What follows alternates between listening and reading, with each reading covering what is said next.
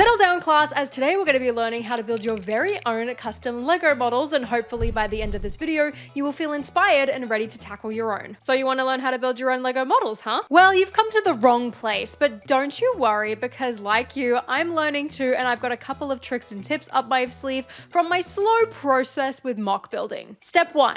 What is a MOC? A MOC, or my own creation, is a common term used in the Lego space in order to describe someone's custom Lego builds, as long as there is a custom element included. For example, this will include mods, which is a term short for modification, and that is where you change up or upgrade a part of an existing Lego set. This can be either structurally or aesthetically in order to create a certain goal. Mods are a great introduction into creating your own models, as they're not as daunting or demanding. However, sometimes mods can be so simple that they don't really challenge you in any way either.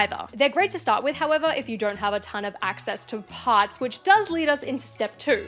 Tools. By far, the most important aspect of building any Lego model is having access to pieces. However, do not be fooled, you do not need to have an extensive parts collection in order to build a MOC. By far, one of my favorite ways in order to exercise my MOC building skills is by attempting a rebuild. This essentially is where you take parts of an existing set and then recreate it into something entirely new. Especially when I first started MOC building, rebuilds were my favorite exercise to do, as it is something that is relatively inexpensive and also a lot easier and less daunting to attempt. They allow you to test out a variety of different techniques, as well as start to think creatively about what you can do with Lego pieces. But if you do want to take things a step further, you are going to have to build up a parts collection. And the most important thing with this is having variety of part types. Having a large variety of parts allows you to be able to test out a variety of techniques that you probably wouldn't be able to do otherwise. Because at the end of the day, you can always swap out to a different color later if you so please. And it is also significantly cheaper to just swap out to the right color than it is to guess how many and what parts you might need. This does require you to make some notes though when you are building, so that you know what you need to swap out later. However, it has definitely saved me hundreds of dollars when I have been building my own builds. Bulk parts are really helpful when building at scale, however, they don't help you find a method of building. So at least when you first start out, you probably shouldn't really be focused on quantity as much. But how do you build up your parts? The most famous and cost-effective way is the pick a build war at the Lego store. This can be really helpful when building up mass, however, it is so easy to get carried away and buy a ton of pieces that you are probably never going to touch in your life. This has happened to me so many times, and even to this day, I still find myself getting carried away at the wall. Once you have a MOC project in mind, it is a lot easier to figure out what parts you should actually be looking for, but a really good piece of advice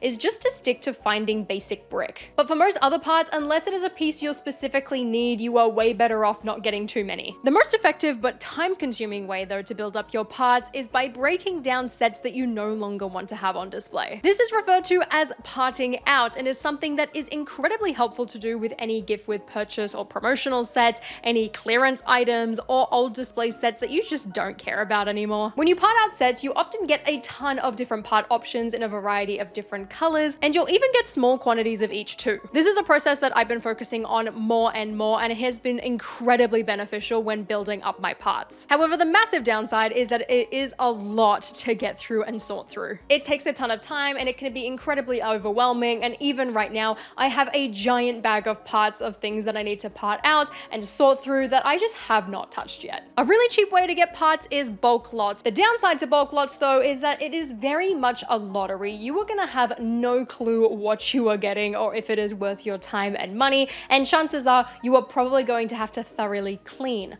all of these bricks as well. And then finally, you can always buy individual bricks, whether that be from a website and Lego marketplace called Bricklink, or from Lego directly on their pick a brick service online. This is a fantastic option if you need pieces of a specific color or not too large of a quantity. However, it can get pretty pricey pretty quickly. It's definitely the most expensive way, but it is by far the most helpful, especially if you know what you need. Step 3. Scale. The first thing to figure out when attempting your own build is how big you actually want this thing to be. As not only will this determine the size of pieces that you should probably be using, it will also help you get a better idea of the quantity. Determining piece quantity is still an area that I am really struggling in. I often find myself either under ordering or completely over ordering the amount of pieces that I actually need. For me at least, it is very hard to visualize Lego mass when it comes to parts. And I think that's often why I tend to stick to smaller scale stuff. stuff. In Lego, there are many different size types, from micro scale to small scale, large scale, minifigure scale, life-sized, and more. And within those categories as well, you will find some pretty regular build types. For example, a very popular MOC type on the smaller side of things is the minifigure habitat. These are 8x8 vignettes that often feature one minifigure and can be stacked on top of each other in order to create a larger display. The limited space encourages a lot of creativity, and the small scale makes it such an easy and approachable place to start. It's not too overwhelming, demanding, or parts heavy either, which makes it a lot cheaper to accomplish. If you're a fan of buildings, you'll often find people replicating and making their own modular buildings based off the line of Lego buildings. These will range from 16 by 32 to 32 by 32. Then of course there's the most expensive, extreme, and complex type of builds,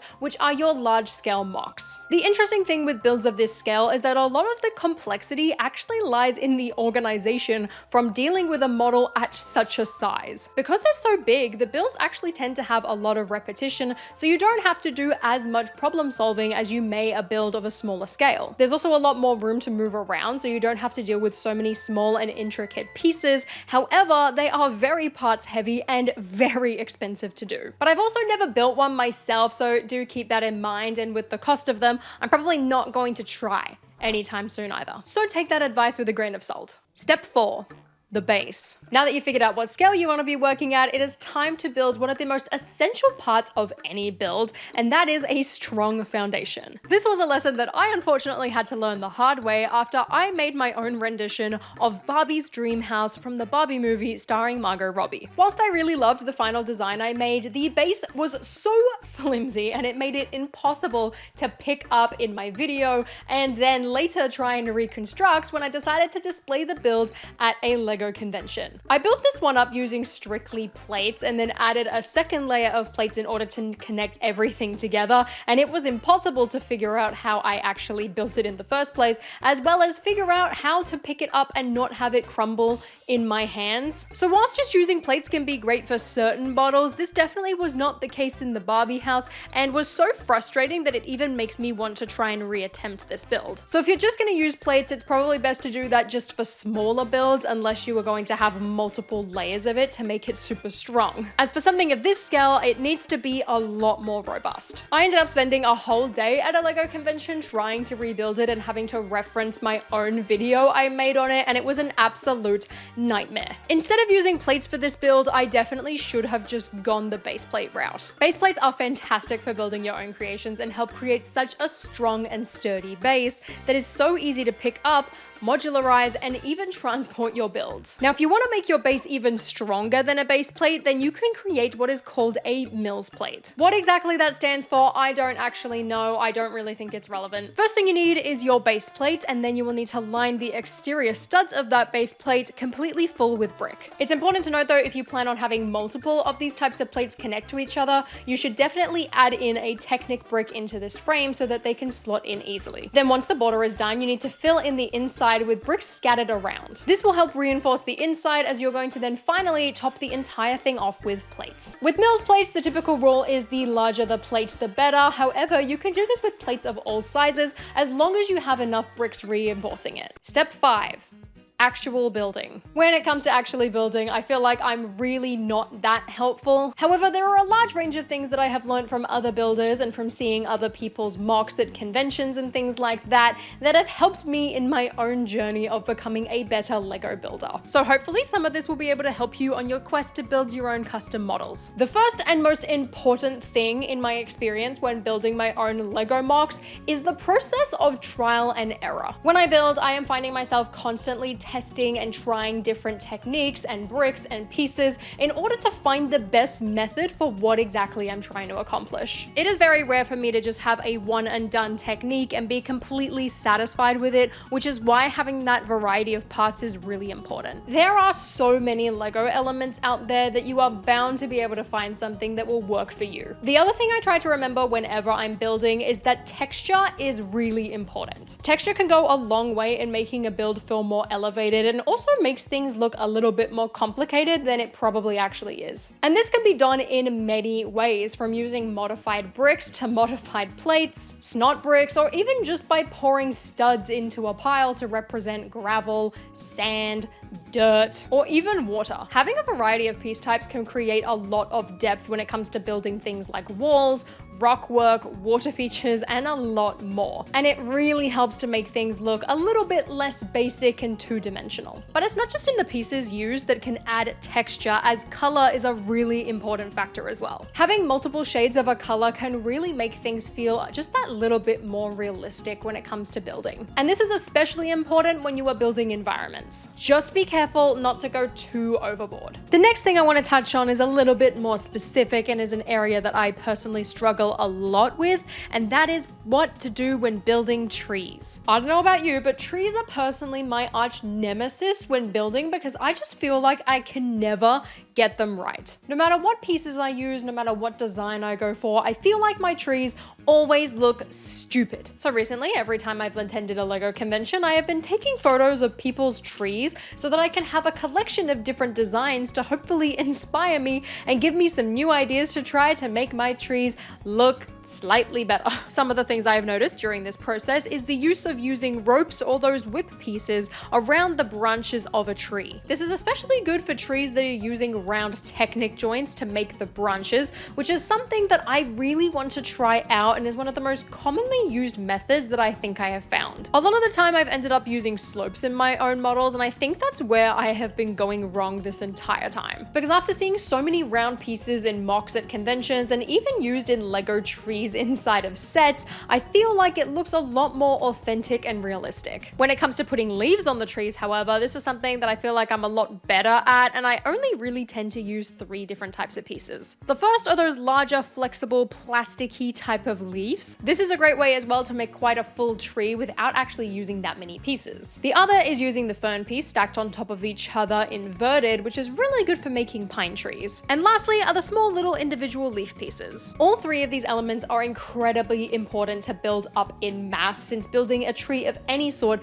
is going to absolutely eat through any quantity of these parts that you have. And you need a ton of them as well in order for a tree to avoid looking quite bare. The next tip I wanted to touch on is to try and learn about Lego math. Each brick, plate, and bracket have very specific dimensions, and that is how Lego can so easily interact with one another. However, you'll start to notice that when using certain types of pieces, the dimensions can shift slightly and you have to get a little bit creative with your building. Lego math can be quite complicated and hard to keep track on, and it is something that I am trying to learn a little bit better each time I try and attempt building. But I do think it is really important to start to familiarize yourself with some of the measurements and how pieces can actually line up and interconnect properly. And to be honest, the only real way to do that is by practicing. And finally, my best tip, and something that I have been doing very actively, is paying attention to what other people are doing in their builds. How are they approaching their build? What type of pieces are they using? What colors are they using? Are there any techniques that they use that you can spot? And how have they brought the entire build together? It is so important to do a ton of research and really inspect the builds that other people are making, whether it be something that they're posting online or something that you can actually see in person. I've been doing this a lot more over the last year, and it has been really helpful when I actually go to sit down and try to build my own things, because it has taught me a lot about how really successful and talented builders that I admire actually approach their models. It can be really helpful to give you some ideas or techniques that you want to try out in your own builds, because at the end of the day, like most things, building is a muscle that will get stronger the more you exercise it. For me personally, it is proving to be a very slow process, but when I look at my progress over the last couple of years, I am really impressed with how I am doing now. I am very far from the best and certainly have a long way to go, but I am having so much joy in building my own creations more and more. I hope these tips can help you when building your own creations, and if you enjoyed this video, please give me a thumbs up, consider subscribing to my channel down below, and until next time, I'll see you later.